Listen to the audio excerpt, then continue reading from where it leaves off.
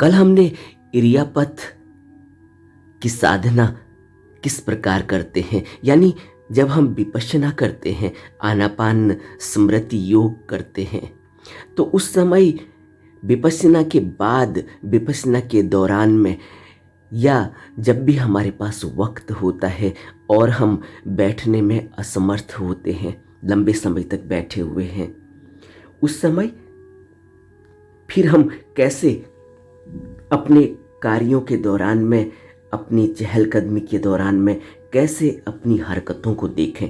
मुख्य बात है इरियापथ की, अपनी हरकतों को देखना।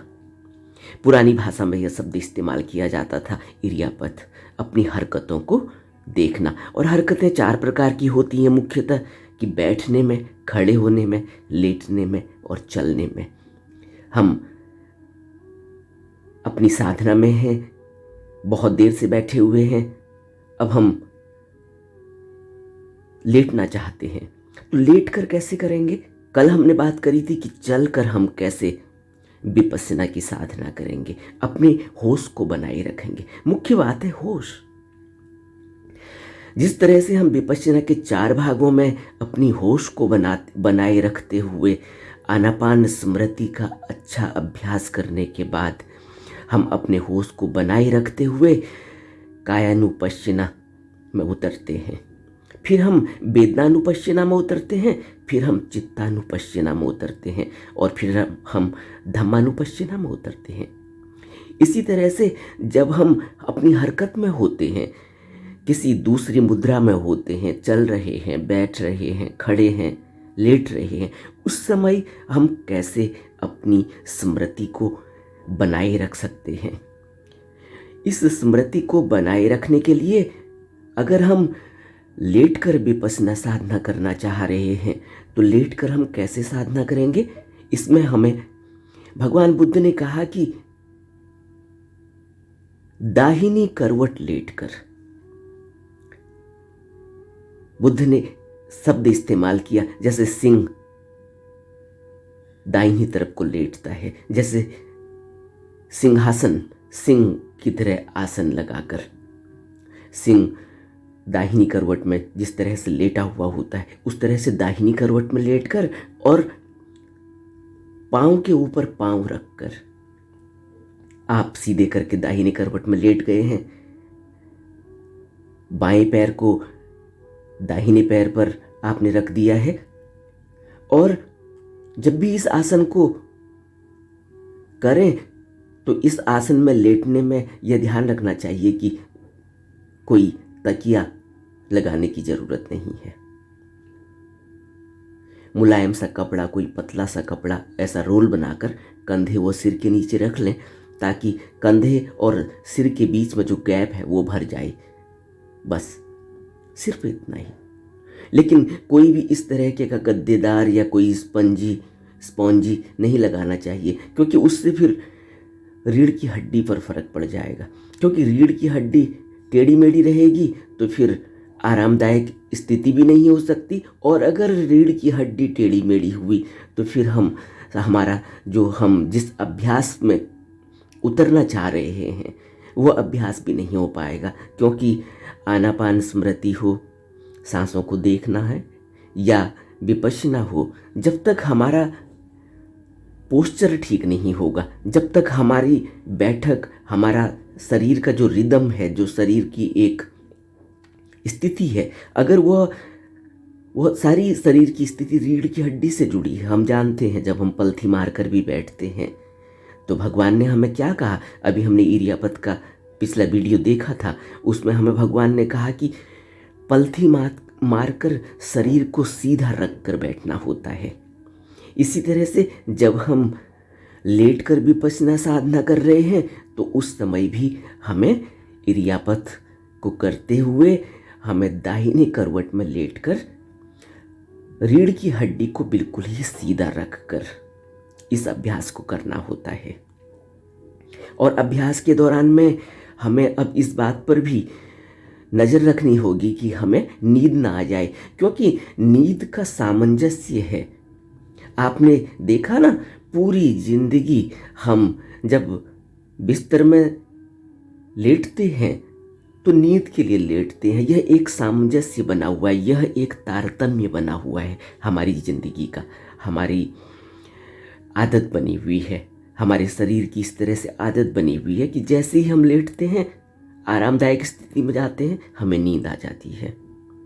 लेकिन बहुत से लोगों का यह प्रश्न था कि जब नींद नहीं आती है तो उस समय क्या हम लेट कर विपश्यना कर सकते हैं या आनापान स्मृति कर सकते हैं?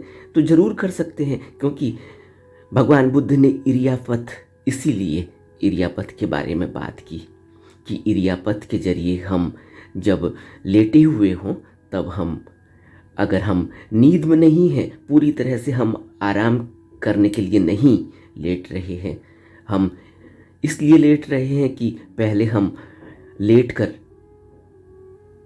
ध्यान में उतरें, तो यह बेहतर स्थिति है कि हमें फिर इस बात का एहसास होना चाहिए कि हमें नींद ना आ जाए, क्योंकि एक ऐसा सामंजस्य हमारा बना हुआ है लेटने से।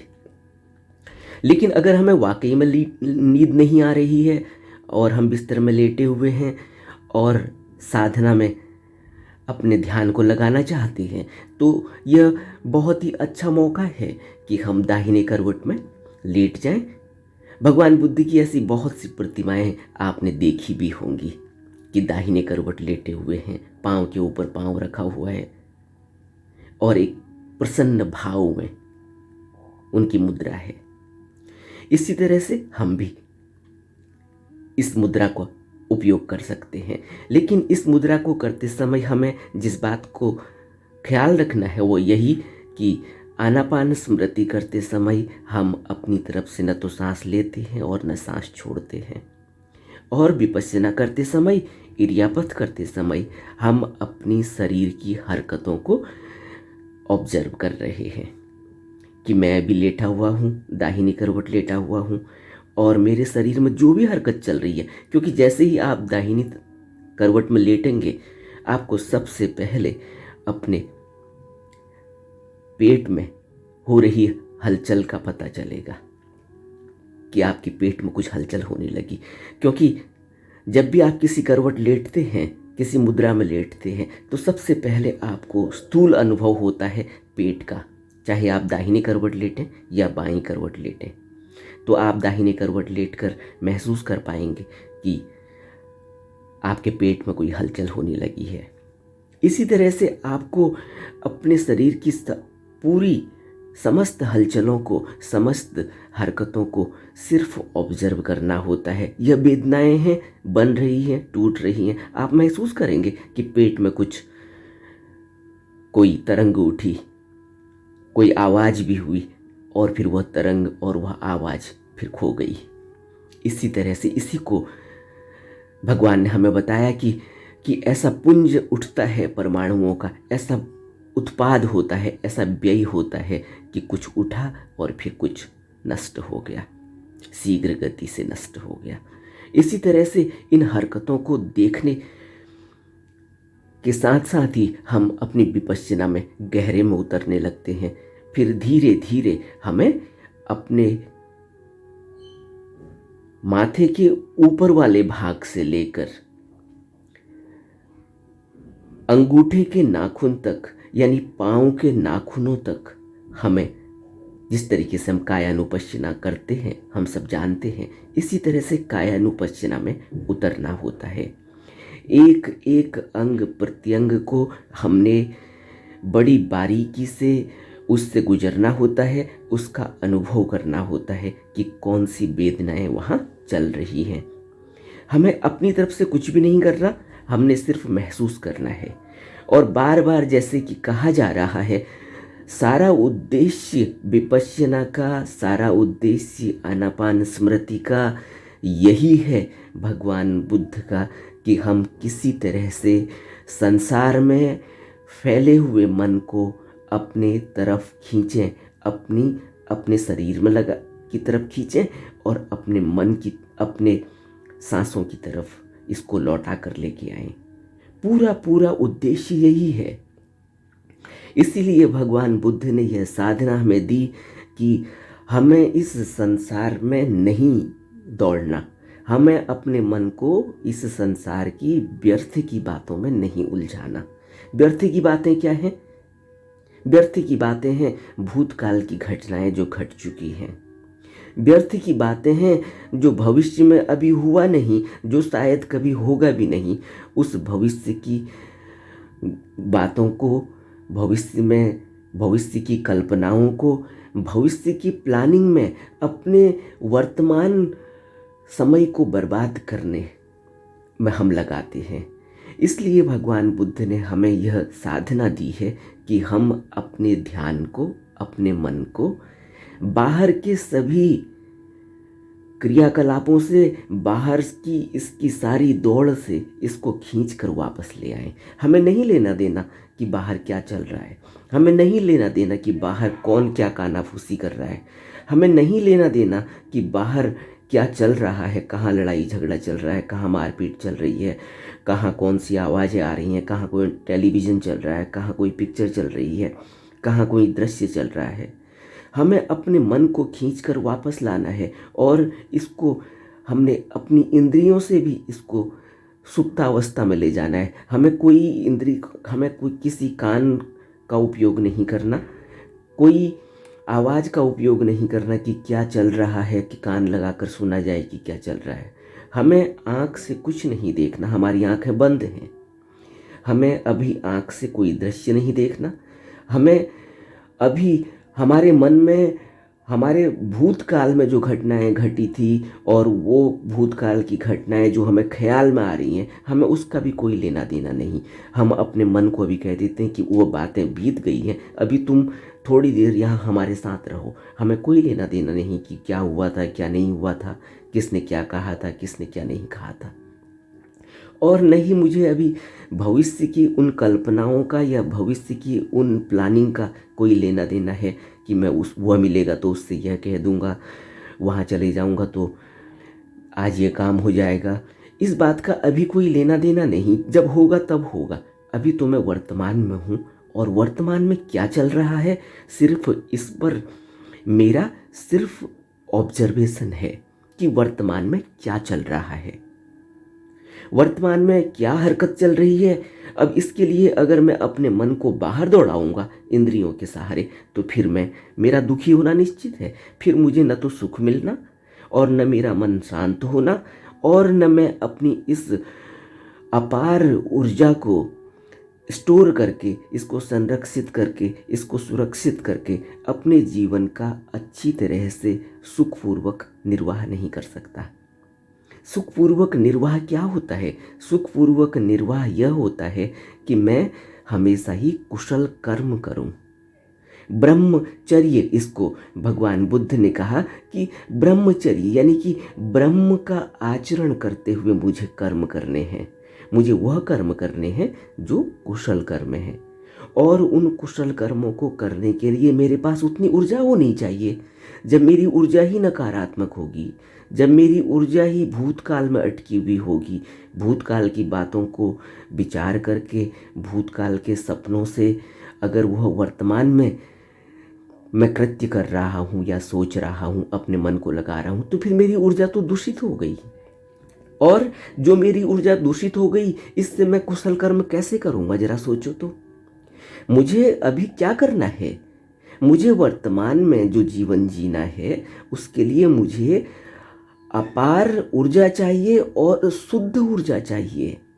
शुद्ध ऊर्जा कौन सी होती है? शुद्ध ऊर्जा होती है जो ब्रह्म ऊर्जा है, जो सत्यकाई और धर्मकाई जिसको हम कहते हैं। और धर्मकाई और सत्यकाई की ऊर्जा में अगर मन हमारा बीच में आ गया तो फिर वह दूषित हो जाती है। क्यों? क्योंकि हमारे मन में विषय लगे हुए हैं और हमारे मन विषय के हिसाब से उस ऊर्जा को दूषित कर देता है। तो मुझे क्या करना है? मुझे अपनी ऊर्जा को दूषित नहीं करना। जो मुझे नेचुरल ऊर्जा मिल रही है, जो मुझे कुदरत जन्य ऊर्जा मिल रही है, जो मुझे इन सांसों से और इस चारों धातुओं से जो मुझे ऊर्जा मिल रही है, अगर मेरा शरीर चल रहा है, इसमें प्राण है, तो इस ऊर्जा को मुझे शुद्ध बनाए रखना है। और यह शुद्ध कब बने रहेगा? यह शुद्ध तब बना रहेगा जब मैं वर्तमान में रहूँगा, जब मैं वर्तमान में अपनी आती जाती सांसों को देखूंगा, शुद्ध सांस को लूंगा, शुद्ध सांस को छोड़ूंगा। अगर मैं भूत में चला गया तो मेरा मन तो पहले ही विषय में लगा हुआ है, वह तो अशुद्ध है ही, उसी को तो शुद्ध करने के लिए इतना हम इंतजाम कर रहे हैं। और वह शुद्ध कैसे होगा? वर्तमान में वह शुद्ध है, क्योंकि वर्तमान में वह जो भी ऊर्जा को ले रहा है वह बिल्कुल शुद्धतम ऊर्जा है। आप ऐसा तो है नहीं कि घंटों से स्टोर करी हुई सांस को लेकर जिंदा रहेंगे, नहीं रह सकते। आपको सांस चाहिए बाहर से, और बाहर से जो भी आप सांस ले रहे हैं वह ऊर्जा, मैं सांस का अर्थ यहाँ पर ऑक्सीजन या और नाइट्रोजन या हाइड्रोजन या कार्बन डाइऑक्साइड क्या आपने ली, यह नहीं कह रहा हूँ। मैं विज्ञान की भाषा नहीं इस्तेमाल कर रहा हूँ। मैं आपको जब सांस कह रहा हूँ, सांस का मतलब है प्राण। हमारे अंदर प्राण प्रतिपल आ रहा है, और प्रतिपल हमारे अंदर से प्राण विदा हो रहा है। प्रतिपल हमारी मृत्यु हो रही है और प्रतिपल हम जिंदा हो रहे हैं। इसको भगवान बुद्ध ने कहा कि यह शरीर उत्पाद और व्यय का पुंज है। उत्पाद और व्यय को समझो।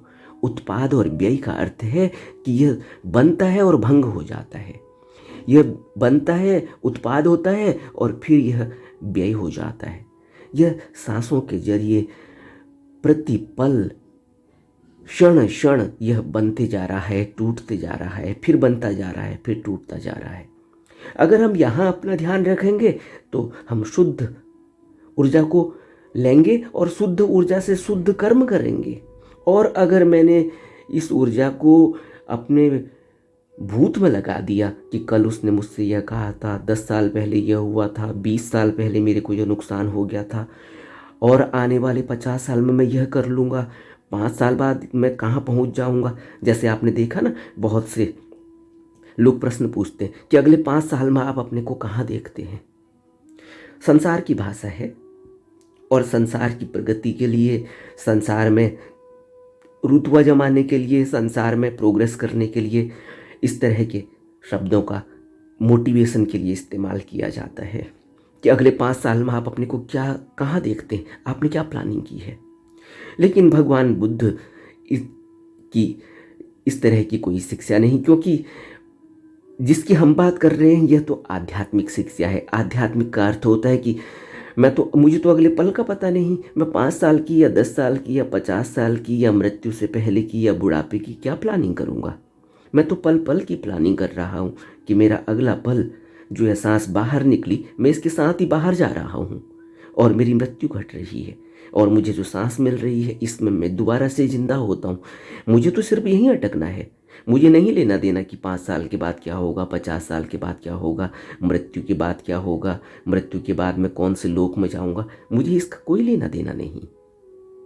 मुझे तो अभी अपने वर्तमान के इस क्षण का पता होना चाहिए, और इस क्षण का पता रखने के लिए, इस क्षण को बनाए रखने के लिए, इसका आभास हमें होता रहे, इसके लिए हमें आनापान स्मृति करना होता है, विपश्यना करनी होती है। और जब हम विपश्यना लेट कर करते हैं तो इस बात पर भी हमारी गहरी निगरानी रहनी चाहिए कि हमें नींद ना आ जाए, और इस बात की भी हमें गहरी निगरानी रखनी चाहिए कि हम जो सांस ले रहे हैं वह अपने से नहीं ले रहे हैं, हम सिर्फ महसूस कर रहे हैं। इसके अलावा हम एक बात और महसूस कर रहे हैं कि पूरे शरीर में जो भी हलचल चल रही है, उस हलचल को हम कायानुपश्यना के जरिए महसूस कर रहे हैं। वेदनाओं को देख रहे हैं, तरंगों को देख रहे हैं, किस तरह से वो उठ रही हैं, किस तरह से वह व्यय हो रही है, उनका निष्पादन हो रहा है, वह नष्ट हो रही है, फिर वेदना उठ रही है, फिर नष्ट हो रही है। मैं अपने वर्तमान में हूँ और इसी पल में हूँ, और मैं बेहोश नहीं हूँ, मुझे कोई नींद नहीं आ रही है, मैं अपने में हूँ। इस बात का हमें ख्याल रखना चाहिए। और उसके अलावा जब हम यह विपश्यना लेट कर करेंगे और इरियापथ में अपनी इन हरकतों को देखेंगे तो इससे क्या होगा, इससे मुझे जो जब मैं नींद में जाऊंगा, जब मैं अपनी इस साधना को करने के बाद गहरी शांति में जाऊंगा, तो जो नींद में जो आभास होगा वो बहुत ही कमाल का है। इस पर थोड़ी सी बात करते हैं। जब हम ध्यान के बाद नींद में उतरते हैं तो वह नींद नहीं होती। उस नींद में यह व्यक्तिगत अनुभव है और हर व्यक्ति को यह घटना चाहिए, तभी उसको यह महसूस होगा, मेरे बताए हुए से नहीं होगा। और एक बात और कि जो भी आपको इस चैनल पर बात बताई जा रही है ये कहीं किताबों में आपको नहीं मिलेगी। किताबों से थोड़ा सा मैंने ज़रूर कुछ धम्मपद के उन पदों को पढ़ा है और कुछ बुद्ध के उन वचनों को जो पाली में हैं उनको ज़रूर मैंने आपको बताया है, लेकिन उसके अलावा कहीं से भी कोई भी ऐसी बात नहीं है जो कहीं किताबों में लिखी हुई आपको मिलेगी। यह व्यक्तिगत अनुभव है, यह पूरी जिंदगी का, पूरी साधना का अनुभव होता है जो बताया जा रहा है। तो इसको कभी भी ऐसे नहीं लेना चाहिए कि कहीं किताबों में आप ढूंढेंगे तो आपको मिलेगा। इसी तरह से जब आप यह साधना करते हैं जिसकी हम अभी बात कर रहे हैं, इरियावत, और उसमें लेटकर हम जब विपश्यना करते हैं, कायानुपश्यना करते हैं, आनापान स्मृति करते हैं, तो इसका क्या प्रभाव होता है? इसका प्रभाव यह होता है कि जब हम इसके बाद नींद में जाते हैं तो हम एक ऐसी अवस्था में जाते हैं जिसको उन्मुनी अवस्था कहते हैं। एक ऐसी अवस्था जिसमें हमें पूरा होश है कि क्या चल रहा है हमारे शरीर में और हमारे बाहर, और हम एक ऐसी अवस्था में हैं जो बिल्कुल ही शांत अवस्था है। हमारा शरीर पूरी तरह से स्थिर है, शांत है, और अगर कहीं कोई पत्ता भी गिर रहा है तो हमें उसका आभास है। कहीं कोई आपके नल में से कोई बूंद टपकी, आपको पता चला कि कहीं बूंद टपकी है। कहीं कोई बाहर कोई आहट हुई रात में, कहीं किसी का दरवाज़ा खुला, कहीं कोई व्यक्ति बाथरूम में गया, आपको एहसास है कि कोई व्यक्ति ने लाइट जलाई है, उसने कोई स्विच ऑन किया है और वह बाथरूम में गया, कोई दरवाज़ा, कोई पानी की गिरने की आवाज़ आपको महसूस हुई। यानी आपके जो मन की स्थिति है वह इतनी शांत है कि आपको हर हलचल का पता है। इसी तरह से आपको अपने शरीर की हर हलचल का पता है। ऐसी अवस्था में कभी भी कोई सपना पैदा नहीं होता। ऐसी अवस्था में कभी आप सपनों से ऊपर की अवस्था में पहुंच गए। सपना कहाँ होता है? सपना गहरी नींद में उठता है, और सपना जब मनुष्य शरीर में गहरे में उतरता है तो उसको सपना उठता है। सपना बेहोशी की अवस्था है, सपना सबकॉन्शियस माइंड की अवस्था है, और उससे भी नीचे की अवस्था है कॉन्शियसली जब हम नींद में जाते हैं। यह एक ऐसी अवस्था है जो सिर्फ जब आप महसूस करेंगे तभी आपको इसका आभास होगा, और यह एक बहुत ही आनंददायक अवस्था है। इसमें आपको कोई नींद की ज़रूरत नहीं। इसमें आप थोड़ी देर के लिए भी अगर आप विश्राम में जाते हैं तो आप पूरी तरह से नींद से ज़्यादा बेहतर तरीके से अपने शरीर को पूरा आंदोलित, पूरा उमंग से भरा हुआ, पूरा रिलैक्स पाएंगे। मन को भी रिलैक्स पाएंगे और शरीर को भी रिलैक्स पाएंगे। आपकी ऊर्जा पूरी तरह से संग्रहित होगी, आपका शरीर स्वस्थ होगा, उसमें कोई रोग नहीं होगा। क्यों? क्योंकि शरीर जब आराम में जाता है तो सबसे पहले क्या काम करता है? सबसे पहले जो शरीर में पूरे दिन की टूट फूट हुई है उसको रिपेयर करने का काम करता है, और साथ ही साथ भोजन पचाने का काम करता है। लेकिन क्योंकि जब हम साधना में होते हैं तो भोजन का तो कोई सवाल ही पैदा नहीं होता। हम सभी ने विपश्यना के शिविर अटेंड किए हैं। क्या भोजन होता है शाम का और रात का, यह हम अच्छी तरह से जानते हैं, हमें बताने की ज़रूरत नहीं। तो भोजन पचाने का तो सवाल ही पैदा नहीं होता शरीर का। शरीर सिर्फ रिपेयर कर रहा होता है जहाँ भी कोई टूट फूट होती है पूरे दिन की। तो शरीर स्वस्थ होता है, निरोग होता है, उमंग और ऊर्जा से भरा हुआ होता है, और मन शांत होता है, और मन में पूरी तरह से पॉजिटिव एनर्जी होती है, पॉजिटिव ऊर्जा होती है। उस ऊर्जा से हम क्या करते हैं, सिर्फ कुशल कर्म करते हैं। अगर हम उस ऊर्जा को व्यय करेंगे अकुशल कर्मों में तो फिर हम साधना नहीं कर रहे, हम अपना समय बर्बाद कर रहे होते हैं। इस बात को बहुत अच्छी तरीके से अपने जीवन में बैठा लेना चाहिए कि अगर हम वाकई में साधना कर रहे हैं, करना चाहते हैं, अपने जीवन को भगवान बुद्ध की देशना में लगाना चाहते हैं, उस मार्ग पर चलना चाहते हैं, निर्वाण प्राप्ति की तलाश में हैं और उस मार्ग पर अग्रसर होना चाहते हैं, तो हमें समझना होगा कि भगवान बुद्ध ने जो शील के नियम दिए उनका पालन किए बिना हम कभी भी इस मार्ग पर प्रगति नहीं कर पाएंगे। इस बात को अपने मन में गांठ बांध कर रख लेना चाहिए। हम प्रगति नहीं कर पाएंगे, कभी नहीं कर पाएंगे। हमें आर्य अष्टांगिक मार्ग से गुजरना होगा और आर्य अष्टांगिक मार्ग की जो शर्त है उसमें सबसे पहले शील के नियम आते हैं। जैसे जैसे हमारे शील के नियम दृढ़ होते चले जाएंगे, हम उन पर उतरते चले जाएंगे, उसी अनुपात में हमारा होश जागरण हमारा खुलता जाएगा, यानी कि हमारे अंदर सम्यक संकल्प पैदा होगा, उसी अनुपात में हमारे अंदर प्रज्ञा खुलेगी। यह अब हमारे ऊपर निर्भर है, इसमें कोई आपकी मदद नहीं कर पाएगा। यहाँ तक कि भगवान बुद्ध भी सामने आ जाएं तब भी आपकी मदद नहीं कर सकते, क्योंकि बुद्ध के समय भी हमने ऐसे ऐसे गाथाओं को सुना है, पढ़ा है कि बुद्ध के समय, बुद्ध के सामने भी लोगों का जीवन उस तरह से नहीं बदला जिस तरह से बदलना चाहिए, और बहुत से तो छोड़कर चले गए। कुछ, जैसे हमने पिछले वीडियो में बात करी थी कि बहुत से लोग तो रिद्धि सिद्धि को लेने आए थे, नहीं मिली तो चले गए। बहुत से लोगों को रिद्धि सिद्धि वाले से ज़्यादा प्रभाव पड़ा, वो उनके साथ चले गए, और बहुत से जो है ऐसे ही अपना जीवन बिताकर चले गए, उनको कुछ पता नहीं चला। तो ऐसा नहीं है कि हम अगर कर रहे हैं तो ऐसे ही करने से कुछ हो जाएगा। हमें बहुत सीरियस होना होगा, क्योंकि हम अपने अमूल्य समय को लगा रहे हैं।